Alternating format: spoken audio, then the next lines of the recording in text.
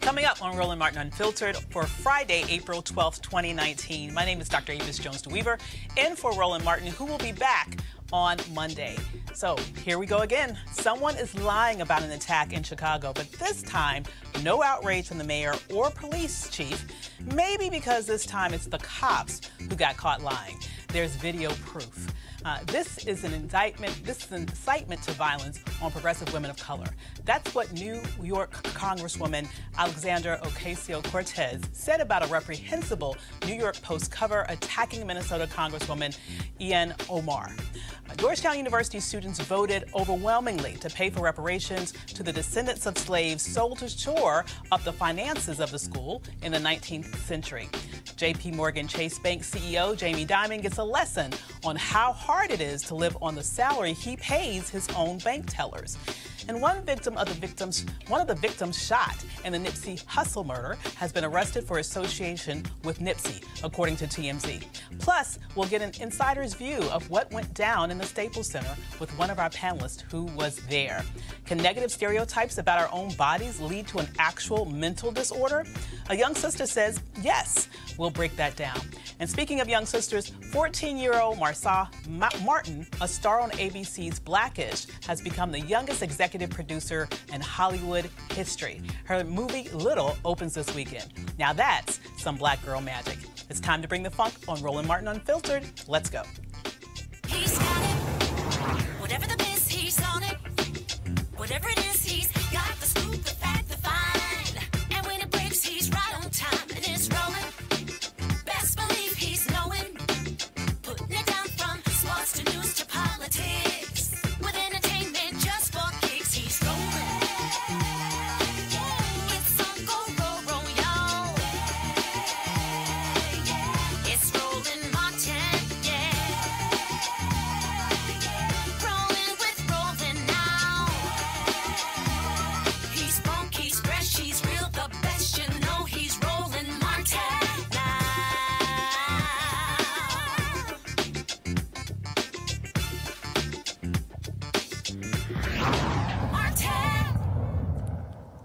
So the city of Chicago filed suit this week against Empire actor Jussie Smollett to recover the $130,000 it said it cost them to investigate his allegations of a hate crime.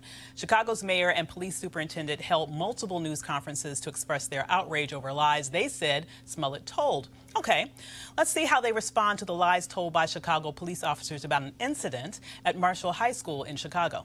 The officers filed a police report that said a student at the school kicked, bit, and spit on the officers, and that her actions led the two officers and the student to fall down a flight of stairs. In the arrest report, the officers said the student, 16-year-old Nigma Howard, quote, initiated a physical altercation with the officers. Yep. There is video. So let's see how the officers' stories hold up. There is no sound, but the pictures will tell the story all too well.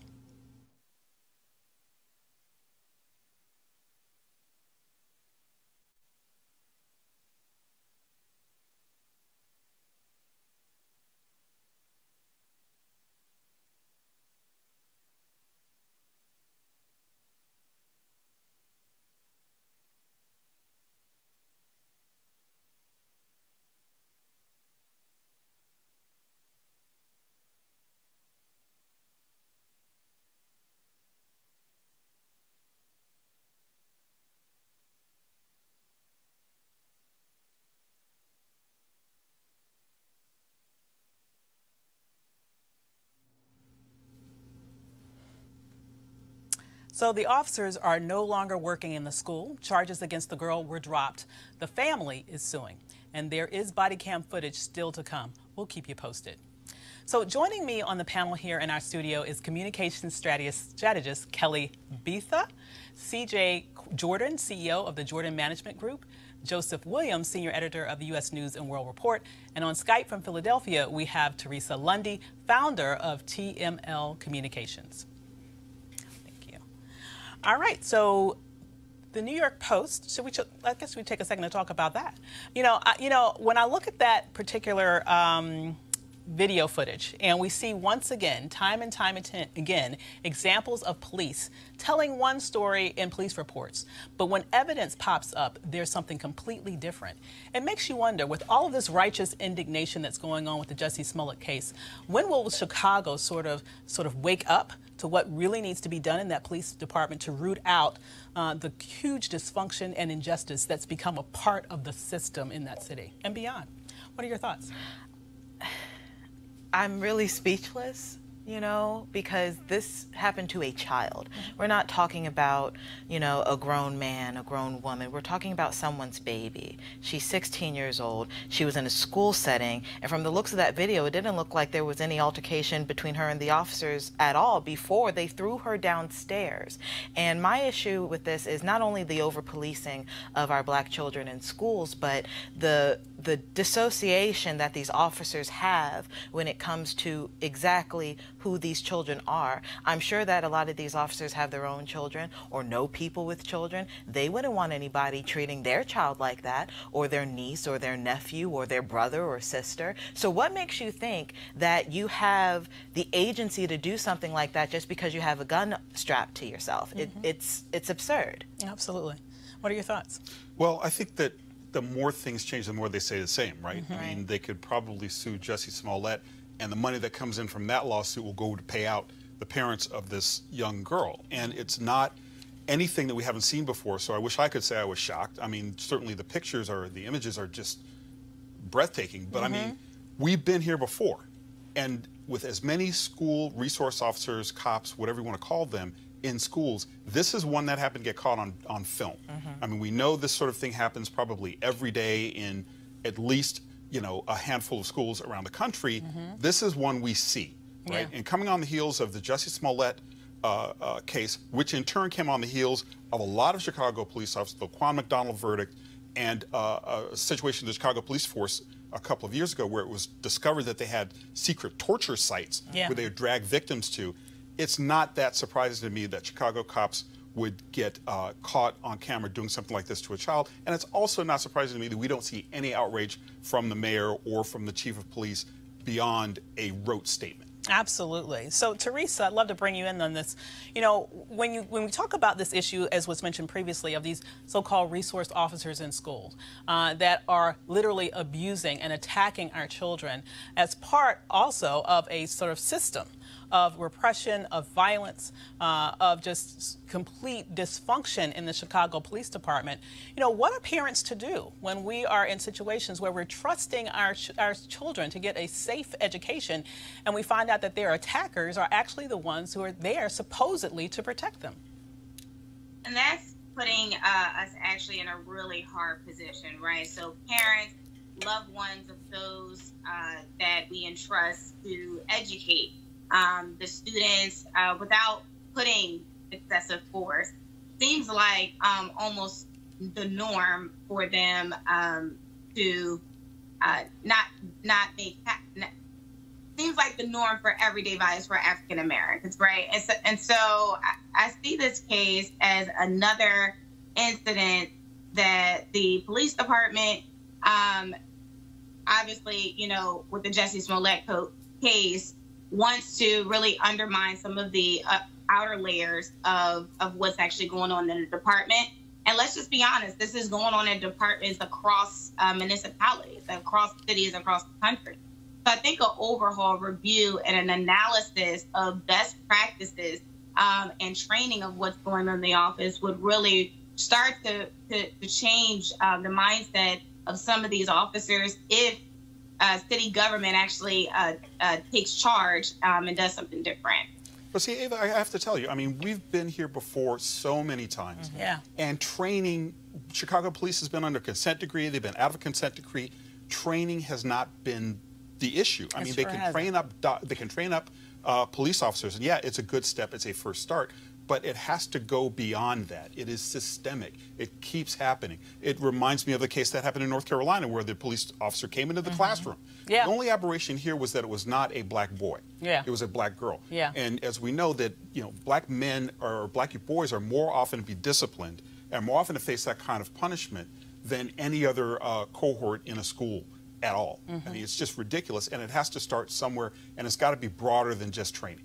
Well, what I think is interesting, though, if you look at what's going on with the Jussie Smollett situation, you know, to me, why not use that as a standard bearer? I mean, if you're saying that he needs to pay out $100,000 and some plus because of the lost man hours with regards to his lie, the city itself has paid out over $100 million in lawsuits to families who have been victimized by police violence, and not one cop has paid a dime to reimburse the city for those millions of dollars. If they want to set a precedent with Jussie, shouldn't they also live by the same precedent under these circumstances? I think that's a very fair argument. I don't think it's necessarily going to happen because in the grand scheme of things, what it looks like is that it's almost cheaper to pay out a settlement between, you know, between the plaintiff and Chicago police than it is to actually reform the entire department. And that's a sad thing to say, but that's what it's looking like, $100 million plus, you know, compared to the billions of dollars that you're having to invest in an entire police department and what the police would have to pay back, et cetera, et cetera. I think, you know, the cost-benefit analysis of what you're saying isn't in favor of, frankly, doing the right thing. Well, but see, here's one thing that is in favor of doing the right thing is insurance companies. These departments are insured, these cities are insured, and if the insurers come to them, as happened in one small town in California, cops beating people up, cops having sex with detainees, just really bad behavior top to bottom, and the city was paying out lump sum settlement after lump sum settlement. So the insurers came in and say, hey, we're going to cut your policy off unless you get a handle on this, unless you fix your broken equipment, unless you get enhanced training, and unless you bring these officers to heel either by firing, termination, or some other kind of reprimand, we're going to cancel your policy. Yeah. Now, this was a small town, and not the city of Chicago, which presumably has enough insurance to cover these losses for a while. I mean, clearly, the pattern has not changed at all. Right. So something has to happen to hit them in the pocketbook, and that will force a chain of events that will get the officers under heel and will get the training that's needed to bring this down? I understand that I grossly underestimated. The city of Chicago has paid out over $700 million. And so what it seems like to me, what we're seeing here is just the valuation of injuries, perceived injuries to whiteness, versus the degree to which injuries to blackness are completely ignored and devalued. The fact that they would be willing, even with these insurance payments that I'm sure they're having to pay, they would be willing to pay out $700 million and just say, okay, well, let's go on to the next one. Yet they want to hold Jesse's feet to the fire for $100,000. Just to me shows how much they valued protecting the myth of the pristineness of whiteness versus the reality of abuses against black and brown people. Absolutely. Well, it's not called a And that's blue why- line for nothing. Yeah, Absolutely. and, Yes. and just to add a little tidbit, but that's why you have more families and parents going into the charter school space because, you know, most of the charter schools that has been popping up in Chicago are thinking about new leaf. They're not putting security measures at the door, making it feel like it's prison when a student comes in and they have to be searched from head to toe. Wow. So I think, you know, looking at some of those alternatives, and especially as it relates to the training of what I was saying on the inside early on, I think the trainings really just have to be really in-depth, a real in-depth analysis approach of what's going on in the police department, and also understand that we need to maybe reform some sort of local and state funding that they get funded every year in order for that school to exist. Yeah, but I just think heads need to roll. Exactly, Yeah. heads need to roll. People need to go to jail. People need to be fired. Or people need to pay back, reimburse the city in the same way that they're trying to get Jesse to reimburse the city. That's what needs to happen. So in terms of the next story, the New York Post is owned by Rupert Murdoch, the same man who employs white nationalists like Tucker Carlson on Fox News, which he also owns. The Post ran this cover yesterday. Representative Ilhan Omar, 9/11 was some people did something, the headline reads. Here's your something. So let's leave aside for the moment that the Post was exploiting the deaths of 3,000 people to score a political point. That's despicable on its own. The whole thing got going when Minnesota Congresswoman Omar said a while back that the Council on American Islamic Relations was founded after 9/11 because they recognized that some people did something and that all of us were starting to lose access to our civil liberties. The right-wing attacks on Omar are meant to scare white people, that people of color, and especially women of color, are gaining power, which we are, of course. But these attacks are also dangerous. One man has already been arrested for threatening to kill Congresswoman Omar. Massachusetts Congresswoman Ayanna Pressley tweeted this. Ilhan's full comments clearly speak to post-9/11 Islamophobia. Manipulating her remarks is defaming and dangerous for her and her family. Stop with this recklessness. Rupert Murdoch, this is on you, stoking hate, fear, and division, putting real lives at risk. Shame on you. And New York Congresswoman Alexandria Ocasio-Cortez said this. Violence against progressive women of color. And if they can't figure out how to get it back to policy, we need to call it out for what it is, because this is not normal, and this is not a normal level of political debate or rhetoric. As wild as it can get sometimes, this is something beyond what is normal. So I want to start off with Teresa, bringing you back in on Skype. I mean, the irresponsibility of these relentless attacks against not only Ilhan, but frankly, Alexandria Ocasio-Cortez and many of the women of color, the new freshman congresswomen, has been absolutely relentless. You know, what do you think needs to happen in order to sort of cause some sort of reprieve as it relates to this? What's going on that can be stopped? Well, it's going to take everyone. It's going to take everyone to unify in the Congress, because as of right now, people are still bitter that the progressive women, the newly freshman women, are coming in with fresh ideas and are looking to take part in their government as they see fit for their next generation. So I think the old traditional system really needs to take a step back and really understand that change is here.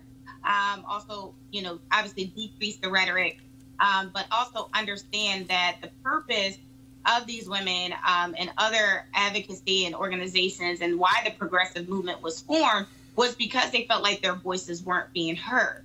So I think, you know, in the midst of all the political minutia, there should be a light at the end of the tunnel very soon for those who really honor our country and want to see it more unified than divided. You know, I think she brings up a good point here. To me, the Democrats have been MIA on this situation. They've just kind of left them out there to flounder, in my opinion. I mean, what do you think is the responsibility of some of these Democratic leaders who have not stepped up to the plate to defend these women, I think, in a very powerful way? Well, I think part of there are two problems here. The first is that the middle of the road Democratic base themselves are in a way threatened by representatives like Omar and the other women of color who have come in the freshman class. And the second part of that is there is some latent kind of liberal racism is one way of phrasing it. But the thing that strikes me most about this story is the fact that none of the other women, save for Alexandria Ocasio-Cortez, has been singled out in this way. And I think that it's because Representative Omar is wearing a hijab. Yeah. It didn't happen. She's not the first Muslim to serve in Congress. Keith Ellison was. Right. She's not the first woman of color to serve in Congress. They've got Barbara Lee and some other women from California. Yeah. And even Auntie Maxine has been the subject of a lot of violent vitriol because she is a woman of color. But it's gone to a new level with Representative Omar because I think she has the temerity to wear a hijab and express her religion, you know, in something other than Christianity and a prayer at the beginning of the session. So I think the Democrats need to step up and step in and step behind her. Speaker Pelosi, first and foremost among them, she still may be a little salty because of what happened earlier on with her remarks about AIPAC with Representative Ilhan Omar. But she's got to do something. She's got to put her foot down. She's got to step up and get other members to rally behind this one woman who is speaking her own truth. Absolutely. To me, it's like she's the perfect storm. She's a walking perfect storm because she's a woman, she's black, she's Muslim, she wears a hijab. I mean, she's like everything that they're scared of. Which ironically is the reason why she got elected. She represents a district that has a lot of Muslim constituents. Yeah, absolutely. Absolutely. My point is really to the fact that he was saying regarding the fact that she's wearing a hijab. You know, this is not about her being a woman. This is not about her being Islamic. This is about her wearing a hijab and the ignorance of others regarding what a hijab means, regarding how many people wear a hijab, how many other religions wear head coverings, nuns included. Right. You know, this isn't, you know, a symbol of terrorism. You know, if anything, if you want to take it there, you could argue that Eurocentric white Christianity would be a vessel for terrorism, right? Because the people who are actually going and doing these terrible things regarding the bombing of churches, to the shootings, to anything else, you know, they say in the name of Jesus. They say in the name of God, not the God of Allah and those who, you know. The Klan is a Christian organization. Exactly. Absolutely. You know, and if you're, keep that same energy for your own house. Yeah. Because this isn't, what Ilhan Omar is doing isn't what they're doing at all. She's not associated with a terrorist group. She's not associated with anything unpatriotic. She's associated with her district. She's representing her district. And it just so happens that the intersectionality of herself is what got her elected. But more importantly, she's representing a diverse district. And that's, just let her do her job. Absolutely. And she's not afraid of him. And she's not afraid of him. I think she really scares the heck out of him. So notice how reparations for slavery keeps coming up in the political conversations these days, right? You hear it on cable news, you see it in newspapers. Why? Because the Democratic candidates for president know that they need black votes to win the nomination and the general election. It's a testament to the power of African Americans that this is even on the table. Well, today we learned that students at Georgetown University here in Washington, D.C. overwhelmingly approved a plan to have every student pay a little over $50 a year for reparations. The money would go to the nearly 4,000 descendants of 272 African slaves that Georgetown sold in 1838 to boost the university's finances. The referendum is not binding on the university, but it's one of the first concrete steps to address the legacy of slavery. Public opinions on reparations is not surprisingly divided by race. In a new Marist poll commissioned by public TV station WGBH, 15% of white people support reparations. 58% of African Americans support reparations. The reason for this may be that a majority of African Americans do not think the wealth of the United States is significantly tied to work done by slaves. I really wonder how it just kind of magically appeared, right? Okay. One glimmer of light in that misread of history, 71% of Americans think the history of slavery and other forms of racial discrimination is at least a minor factor in the wealth disparity between white and black Americans. So, you know, it's interesting how people think that the wealth that Americans in general, not specifically African Americans, but Americans in general, believe that the wealth apparently just sort of magically happened. How did it get here, you guys? Godmother with sprinkles and rainbows and glitter, it's just unicorn, bippity boppity, you know.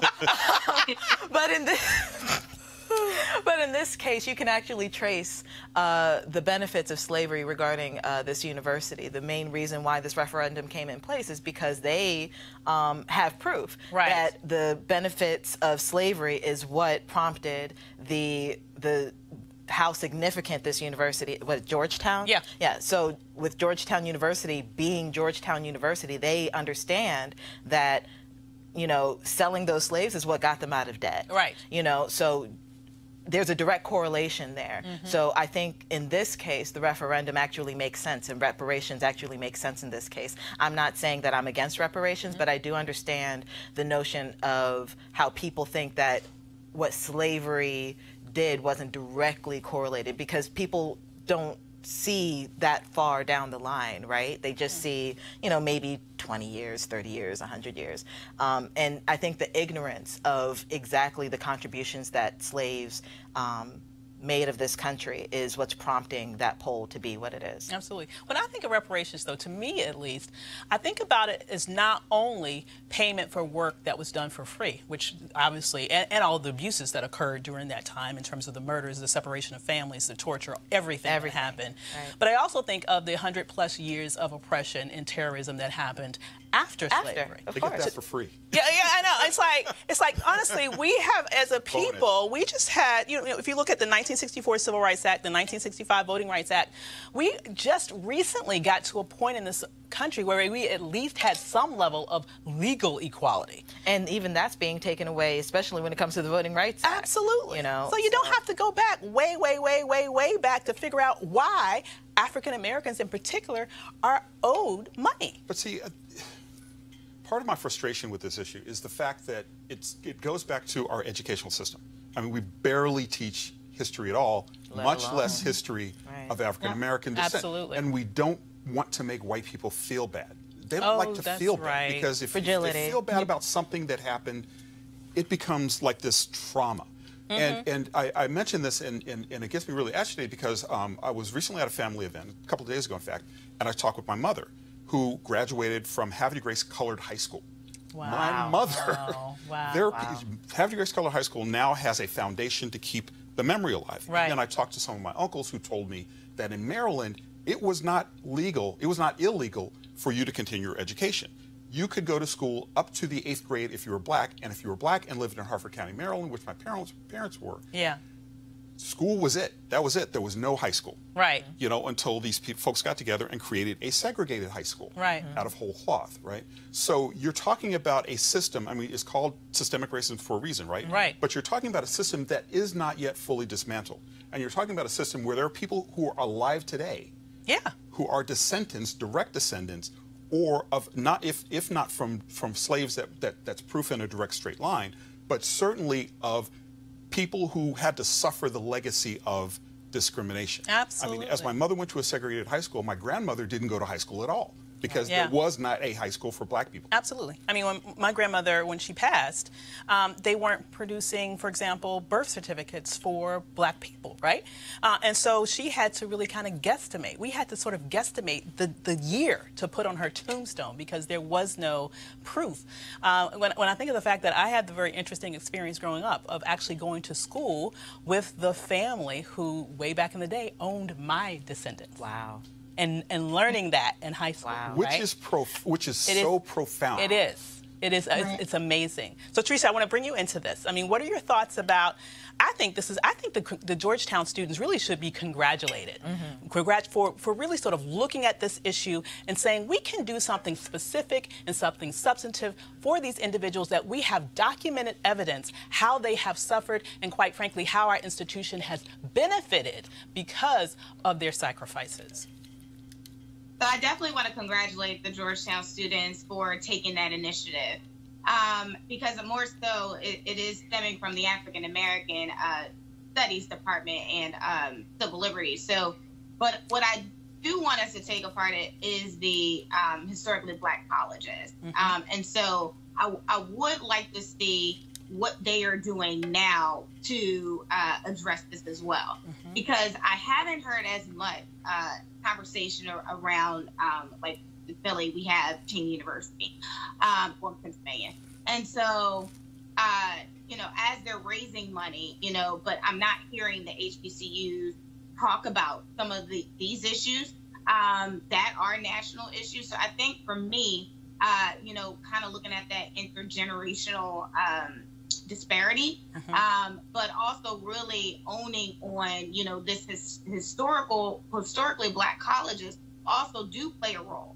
because there is a reason why they function the way they do, but I'm just not hearing them more so in this conversation. I just want to know why. In terms of them being owed reparations as it relates to their whole history of how and why they were created, is that what you're referring to? Absolutely. Okay, gotcha. And really sort of other thoughts on this entire situation. When I think about it, I'm thinking, wow, it's wonderful to hear this discussion, but it's interesting to hear sort of the pushback.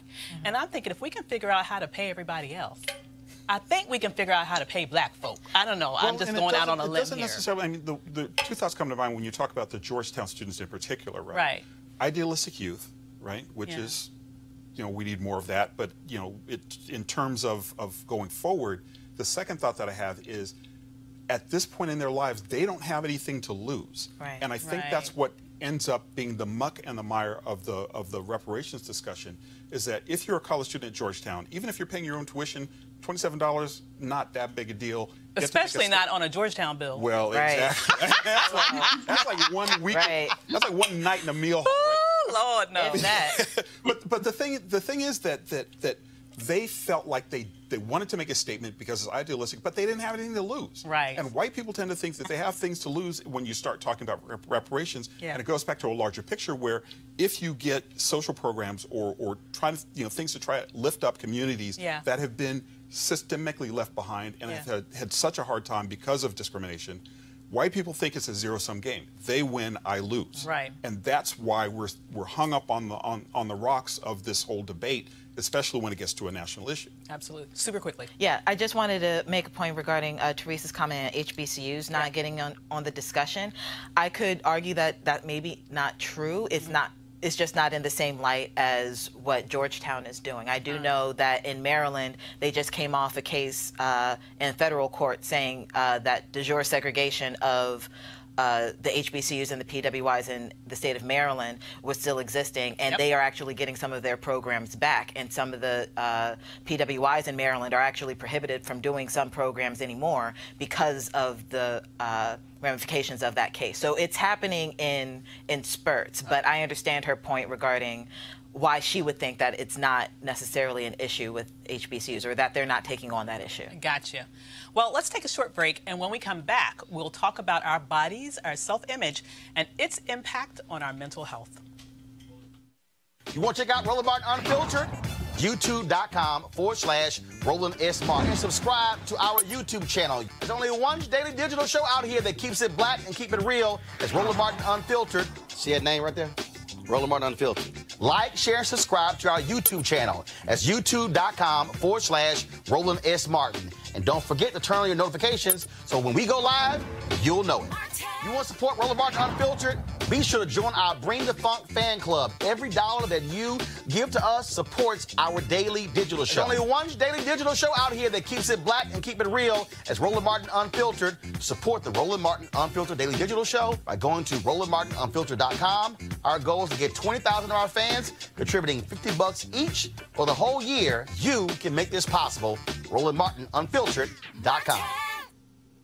So we definitely want you to tune in on Monday because we will have here on the show a descendant of the Georgetown individuals who were enslaved and who were actually sold in order to save that university. So you do not want to miss that.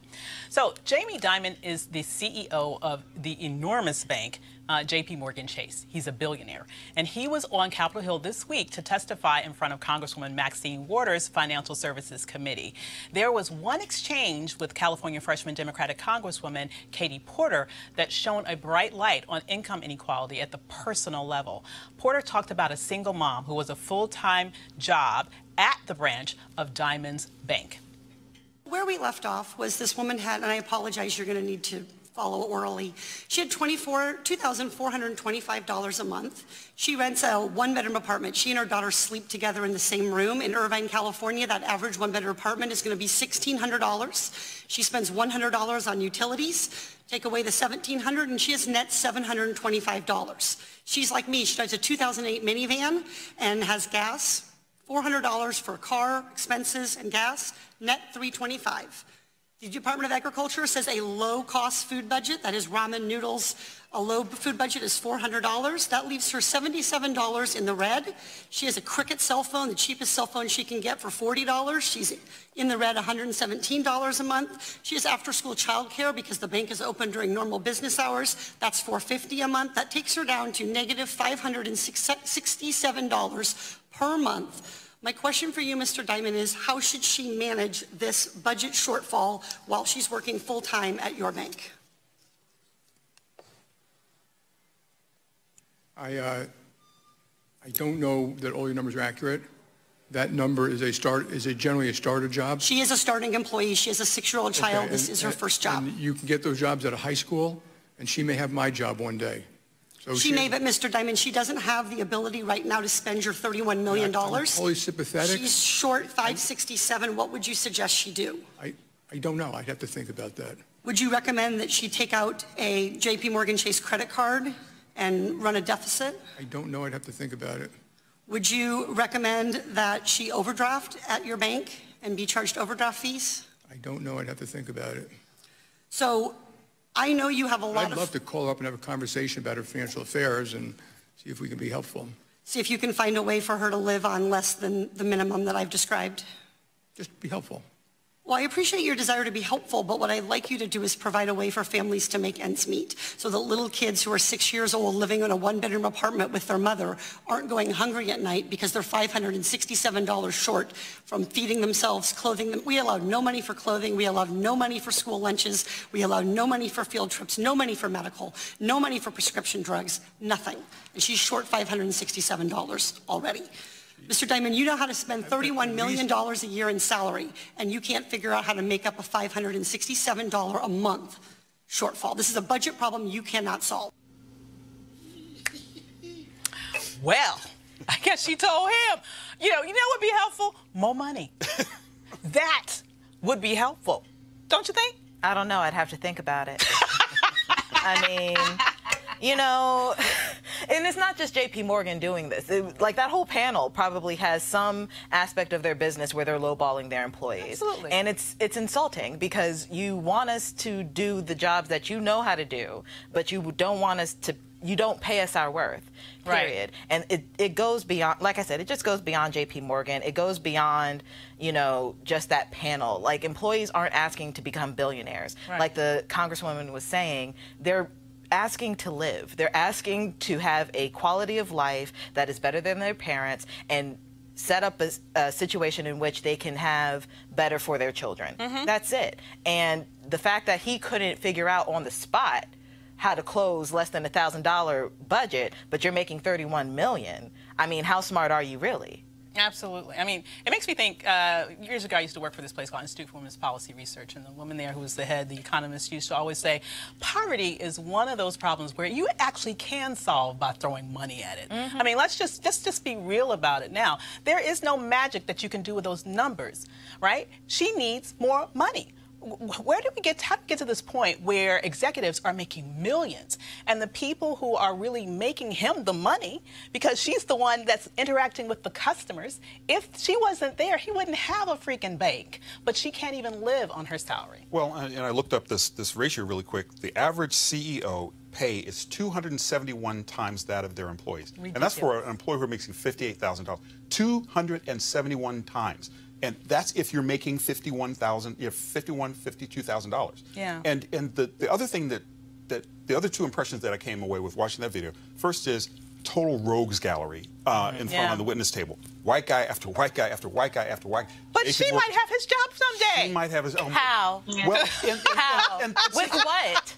With what? That's the thing. That's the lie. That's the lie they dangle in front of people. It really is. And there were two things. You know, the rogues gallery was number one. Number two was his sort of not contempt per se, but kind of condescension that I could help her. Just I could help you flippant. I could help you manage your budget. It's okay. Come to me. I'm an expert. But it was an object lesson in how the rich feel about the poor. Yeah. If you are poor or if you're barely getting by, it's your fault. Yeah. There is something that you are doing wrong. I, Jamie Dimon, multimillionaire, can help you get on the right path to where your bills equal out every month. What's wrong is that she's working at J.P. Morgan. Well, that's a whole other problem. And the other thing is that when I was a teenager working at a bank, and I heard the expression that when you handle the money, the less money you make. And the more money you make for the people, the further away you are from the money, the more money you're going to make. Yeah. And this was clear. And you need to focus down on these issues because it is a woman problem, it is a man problem, it is a child problem that Jamie Dimon of J.P. Morgan is not going to see. Absolutely. So, Teresa, you know, what really struck me is his sort of, his distancing of himself from this. And like you said, his projection of whose fault it was. Well, you know, this is a starting salary. Well, you know, she probably just has a high school degree. Does that really mean that it's okay for her to work full time and not be able to make ends meet at the end of the month? No, it's not okay. But what he did was an expression that most billionaire CEOs do in that type of position is pretty much the deflection technique. And so with deflection, they pretty much like, you know, our CFO or our analysis can handle those type of concerns and they'll get back to you. So him even asking for her telephone number to even call her and see if, you know, a consultation can be had really, again, it just demeans the situation at hand. But I also want to definitely take a look. There was and I'm actually looking up the study. There's a report that had to do with, you know, what employers are looking for, especially in the retail. They don't expect you to be single mothers or have children. They expect you just to work and go to school. And so if that's the case, yes, that starting salary actually works. But what needs to happen is a overhaul of analysis on the total funds that are coming in and looking at what the best practices are for those who may want to have a family. My goodness. Well, you know, the bottom line is it's very interesting how this all comes together because a lot of these same people who will be defending the J.P. Morgan and Chases will be the same people that are telling women they shouldn't have the right to choose whether or not they bring a child into this world. And so they're setting up a scenario where you will have more women who won't be able to make ends meet because they're working jobs that are based on a salary that's not supposed to even provide for individuals that have children to take care of. An interesting situation. So moving on, late out of L.A., one of the victims shot in the Nipsey Hussle murder has been arrested for associating with Nipsey, according to TMZ. Sources with direct knowledge tell TMZ that Kerry Lathan, a 56-year-old man who was shot in the back outside of Nipsey's Marathon clothing store, was taken to the hospital a week ago Sunday, treated and released. 5 days after the shooting, Lathan, who is out on parole after serving 20 years for murder, was arrested at his halfway house for associating with a known gang member. Who was that? It was Nipsey. Teresa, you were there at the memorial. What did it feel like inside the Staples Center? So it was a celebration of life. And actually being there, I was working with Tidal at the time with the production company, ESM Productions, and they were live streaming the content. So I think, you know, my position there, you know, kind of helping with that analytics, I got to see, you know, those who were walking behind the scenes, the celebrities that were walking through, and when they got on the stage. Family, you know, obviously was distraught. The celebrities, you know, had a moment of silence, you know, from Meek Mill, from Snoop Dogg, but everybody more so was there from the heart. They were respectful. You know, a lot of people actually refrained from taking a lot of selfies and took posting during it. So I think some of the words, you know, and I'm particularly talking about Snoop Dogg, about how he felt about his friend, was really about how he understood Nipsey as being that community leader and that forethought Black economics entrepreneur that everybody knows and loves. And I think a lot of that knowing about Nipsey, even if people just understood what his music did, but not necessarily what he did in the community, they really felt, especially in that room, that he was about more than just himself. And I think everybody who spoke in those posts, you know, in the audience, felt the same way, and they wanted to take it back to their city. So it was a celebration of life, and not really a funeral, but literally a celebration of how to do better for the community. That's beautiful. So you mentioned Snoop. We have a clip that allows us to hear a little bit about what he had to say. And I want to say this. If it so happens to be that your kids die before you, Nipsey's mother prepared us for this day in the future. Thank you, Mother.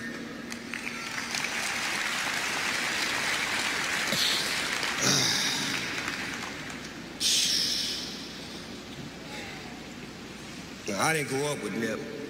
I didn't grow up with him in the neighborhood as a kid, but I watched Nip grow up in front of me. I watched him grow into a full-grown man and an incredible young businessman. I still remember the first time when he pushed up on me with his tape. Most rappers, when they push up on Snoop Dogg with a tape, this is their line. Hey, dog, listen to my music. I can make you $1 million. Nipsey's line was, hey, homie, listen to my music. Just give it a listen. That's it? No record deal? You don't want to get put on? So to me, he had vision to know and understand that I don't want to be handed out nothing. I'm going to come get mine. A life well lived. Any small, quick thoughts on this memorial? Well, I think that certainly a celebration of life is the best way to put it. And it also reminds us that we have this stereotypical vision of what people from the hood, especially rappers, are, and he was a vision of what it could be. I mean, the man had music that reached across oceans and across continents and across generations.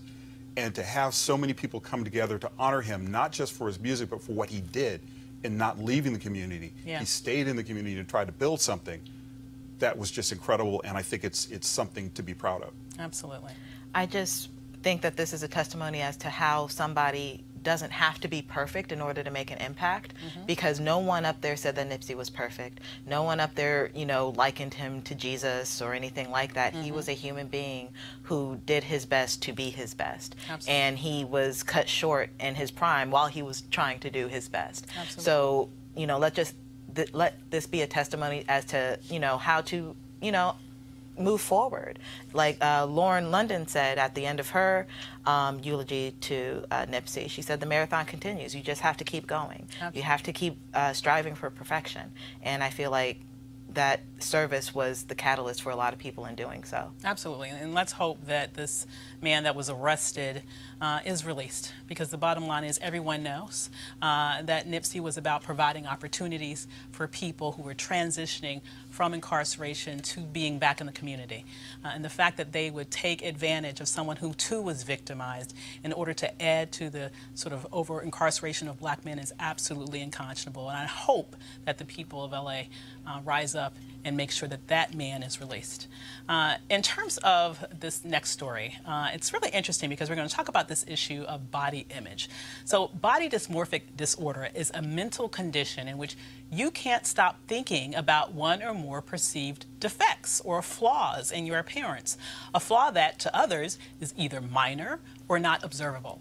But you may feel so ashamed and anxious that you may avoid many social situations. A new essay published by the Black Youth Project and written by Nigerian-American Cornell University freshman Gloria Oladipo argues that negative views of our own bodies can and do lead to an obsessive focus on our body's dysmorphia. Dysmorphia just means a deformity or abnormality in the shape or size of a specified part of the body. She writes in part, the stigma around having black features, the traditional large nose and fuller lips, can evoke a specific racialized body dysmorphia, one where these features are obsessively viewed as beastly, wow, and unattractive. My body looked damaged to me, a substantial barrier to the many goals that were already hard to achieve as a black woman. Black body dysmorphia is a learned behavior, something that we as black women do not do to ourselves. Undoing it and learning to even have a neutral relationship with our bodies is an arduous process that will require patience and self-compassion. You know, I find this whole issue of body dysmorphia specific to black women very interesting because when I look at broader culture, and this is not just something that just kind of happened with the Kardashian clan, for as long as I can remember, we've had other women, specifically white women, trying to look like black women. So, you know, I just find it, you know, it's really sad to think that as black women, that some of us struggle with this lack of ability to appreciate our own beauty. I'll be transparent. It took me a long time to accept the fact that I was beautiful in my own right. Why? Because the environment around me wasn't, outside of family and friends, of course, the environment around me wasn't, you know, reinforcing that fact. You know, I studied communications, and what do you do in that role? Like, you're in front of the camera or you're engaging with other people. And from jump, I was told, you know, straighten your hair, contour your nose, make sure your cheekbones look even higher than they already are without makeup. You know, I'm plus size, so I had to wear the Spanx and the pantyhose on top of the Spanx, and then, you know, sometimes even buy my arms so my arms would look smaller. Wow. You know, it's a lot on the psyche. So I can understand what she was saying with that, but at the end of the day, I hope she understands now that she's beautiful and that this is just an objective article, because she is in her own right, and the women who read that article are beautiful in their own right. And they don't need a Eurocentric point of view to reinforce their beauty. We have that from within, and that's what I had to find out for myself. So what are your thoughts on this, Teresa? I mean, is this something that either you or someone in your family or some of your friends, have you seen anyone in your circle struggle with this issue of, to some degree, a lack of acceptance of our own unique form of beauty? Gratefully, I would say no. So I'm actually the youngest of 8 siblings. One, I have my sister between my mom and my dad, and she's completely light-skinned. And so I'm always, you know, my mom's light-skinned, my dad, pretty much my complexion, a little darker. And I never really asked that question of, you know, why am I this color? If anything, I love my brownish tan. But what I did see that was a little interesting to me, because I am a reality show type of person, and my guilty pleasure outside of watching CNN. So that's everybody's guilty. Okay. And Roland Martin. But Love and Hip Hop, you know, Atlanta, they featured something pretty rich recently about a Jamaican rapper. Literally comes from Jamaica. Her name was Spice, and she bleached her skin. So when they aired the episode, you know, because they taped it, you know, months in advance, and so when they finally aired it a few weeks ago, I was shocked, because she was, you know, darker than me, and her explanation of why she did it was literally because she felt like in America she could just do it anything she wants and be, you know, from that international star to the American music star, and they would accept me in this way, right? And it was like almost if you looked a little different, then maybe your sound would change and people would start to more so be more loving to what you're deserving. And I think, again, you know, we just really need to think about American culture. That's not us. Yes, we're accepting, but accepting with explanation, right? Accepted with purpose. And so, you know, when I see that, it hurts my heart, you know, because I love the skin that I'm in, and there are many others that do. But for those who don't, I think we need to, you know, if we see each other in passing, the little things. I love you and you look beautiful. Girl, your hair is on fire. The little things like that, I think, you know, will help with some of that Absolutely. Unfortunate trauma that exists. Absolutely. And I'm wondering also if there's a bit of a generational dynamic to this, because Absolutely. I think about, for example, when I started my locks over 20 years ago, my mother, I thought she was going to have a heart attack. She was like, "You will never get a job." You know, it was like complete, you know, and, you know, there's a, obviously, you alluded to this. Your hair is nappy, you know, that whole situation happened. And, you know, they just had to learn to love it. You know, I didn't really care. But, you know, they had to, they grew into accepting it. And also this issue of my mother's beautiful. My mother's absolutely beautiful. But to this day, she will complain about her nose. She just feels like if I could just have a slimmer nose, you know, to this day, she is 90. Wow. And she still struggles with her nose, which to me, I mean, she's beautiful. So it's there. So I'm just, once again, I'm saying, is this a generational thing, or is this something that still, because we don't oftentimes see a lot of reflections of our beauty proliferating our culture, that unfortunately this is something that still some of our younger girls still have to deal with? It's definitely a generational thing, but I do think this younger generation is getting better with image, because thankfully there are, if only a little bit, there's still more images that look like us than it was for my time as it was for your time. Absolutely. I was just at a career day at a high school in D.C., and even before I even spoke, I was just walking the halls and seeing the students, you know, 15, 16 years old, just kind of crisscrossing the hallways, going to class and whatever. And these girls had the most beautiful afros I've ever seen in my life. Yeah. Crochet braids, box braids, you know, straightened out hair, wands, all this stuff. And I'm only maybe 10, 15 years older than you. Would never have caught me with an afro like that in high school, ever, because it would have been a distraction, right? You know, it would have been, oh, I can't see the teacher because of your fro. And the fact that they don't even have that. But some schools are still penalizing. Some schools are doing that. And that was a point that I wanted to make really quickly, is that you do get penalized for trying to look natural. You do get penalized for trying to be yourself and trying to be you in your own skin. I mean, professionally, yes, your blocks 10 years ago might have been a distraction, might have kept you from getting a job. You don't know. But the other problem is that it's not just American culture, it's white dominance globally, because some of the best-selling beauty products are lighteners in Africa. And it's because of a constantly reinforced message. And you ask if it was generational. I mean, certainly 60s, 70s, say it loud, I'm black and I'm proud. Angela Davis fro was making a comeback. And so we've had to have these affirmations coming out of the 50s and 60s, in the 60s and the 70s. Then we had affirmations kind of fade away. I remember a button I saw in the 80s, happy I'm nappy, which I thought was the coolest thing ever.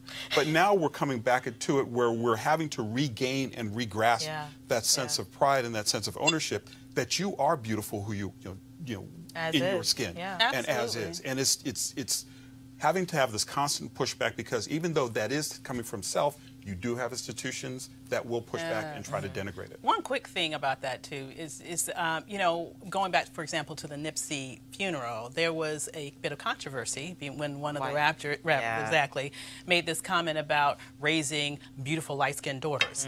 And so, you know, I love my brothers. However, okay, we got to check that, okay? We got to check that. So what responsibility is it of our brothers to affirm us in the diversity of our beauty, and not only sort of look for the lightest, the brightest, the damn near whitest, to be able to say, oh, that's my image of black beauty? It's on the brothers, no question. And I find myself even, you know, kind of trying to internalize it myself, where it's okay, you know, this seems gorgeous sisters with dark skin that just is, you know, make your heart melt. And embrace that, and do tell them that, you know what, your skin is just fine the way it is. You know, you find yourself. And it's something that has to be conscious, because we have been socialized ourselves as African American men. You know, we're scary, and in a rejection of that, you know, I have some friends who are exclusively going towards the light end of the spectrum, and I think that's kind of tragic. talk to them about that. What's the issue? Why can't, try to have a discussion about why that may not necessarily be the way to go. Yeah. Wow. We still got a lot of work to do, y'all. So we'll take a break, and when we come back, some Black girl magic.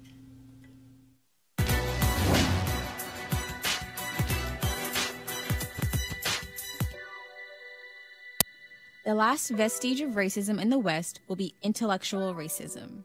Scholar and critic Henry Louis Gates Jr.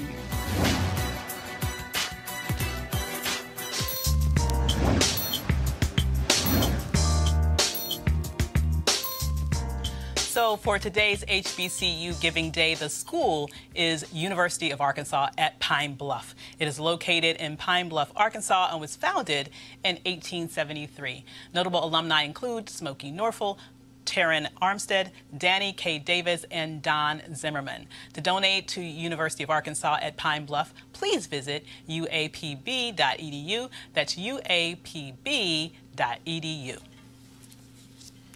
So calling all HBCU alumni, students, and leaders, enter the Ford Motor Company HBCU Mobility Challenge and win $25,000 for your school. Building on their long-term support of HBCUs, Ford is looking to improve mobility in HBCU communities through innovative solutions.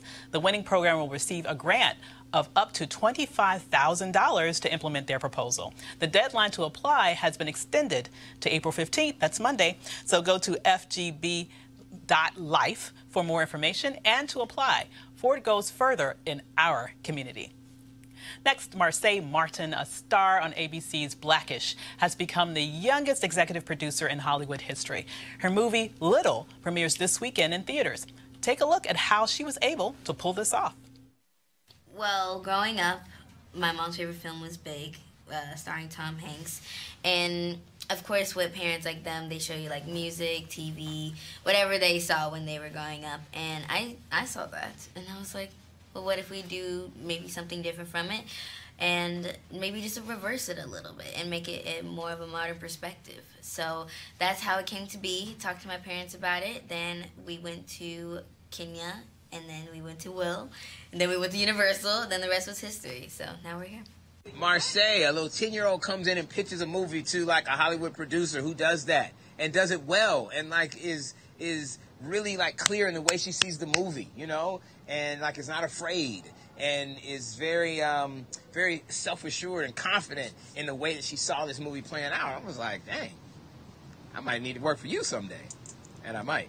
I have 2 daughters, and my youngest is the same age as Marsai, and I realized there are not a lot of movies where she sees herself on screen. There are not a lot of aspirational type movies where, she can identify with the protagonist, with a lead character, with a heroine that looks like her. And I thought that was very cool. The story about how she brought the idea in helped me sort of make the ground the idea of how there are Black girls in this world doing incredible things. Like, that's a miracle in itself that a 10-year-old girl could come through Universal Studios and say, I have an idea for my first feature film. And it was the combination of just the idea that it hadn't been done and her gumption and just spiritness about coming in and bringing that idea. I just saw that girl walking through the halls of Universal, just like how much courage and belief that it takes to do that. And I thought, oh, I'm curious about this project and her as an actress specifically. Women came around Marsai to support her and lend the magic that they've created in their own life to lift her up to make her first feature. So the studio put together a feature on all the Black girl magic on display on the set. Take a look. Hello? Wake up! Move! Ding dong! Ding dong! Were you always mean? I got big and I got rich. So now who gonna check me, boo? I wish you were my age. Then I'd check you. Boo, I wish you were little. In the Black Jesus? I The Black Girl Magic came strong with this one. In front of the scenes, behind the scenes, you know, you have Tina directing, you have Marsai who pitched this movie. It's kind of surprising having this idea in your bedroom and then it just changes into this whole big old production, which I am very grateful to Universal for believing in this young little black girl. I will agree to cover for you at the office if you agree to promote me to creative exec. Well, look whose balls just dropped. There are a lot of amazing women who are part of this project behind camera who really put all their creativity into it. Yes, I did it! What? We got a lot of magic going on. There are black girls in this world doing incredible things, like Marsai Martin herself. Like, she embodies black girl magic. See? Oh! The movie opens today, so guess what I'll be doing this weekend, right? So I want to take a minute to thank the panel for joining us both here in person and virtually. That's it for this edition of Roland Martin Unfiltered. Don't forget, you can support Roland Martin Unfiltered by going to RolandMartinUnfiltered.com and becoming a member of the Bring the Funk Fan Club. As Roland says so rightly, we need to fund our own freedom. And as we do every Friday, we will be showing a list of new members supporting the show. I'm Dr. Avis, in for Roland Martin, and we will be back on Monday. Holla!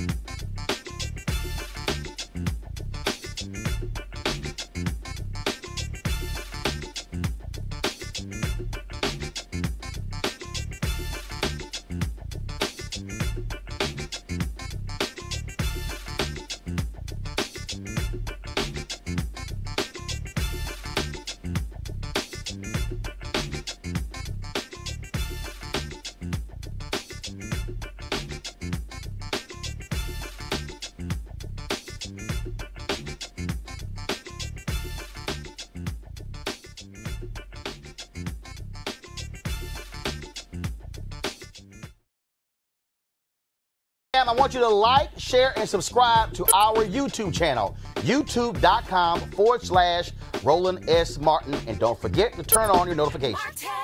You want to support Roland Martin Unfiltered? Be sure to join our Bring the Funk fan club. Every dollar that you give to us supports our daily digital show. There's only one daily digital show out here that keeps it black and keep it real as Roland Martin Unfiltered. Support the Roland Martin Unfiltered daily digital show by going to RolandMartinUnfiltered.com. Our goal is to get 20,000 of our fans contributing $50 each for the whole year. You can make this possible. RolandMartinUnfiltered.com.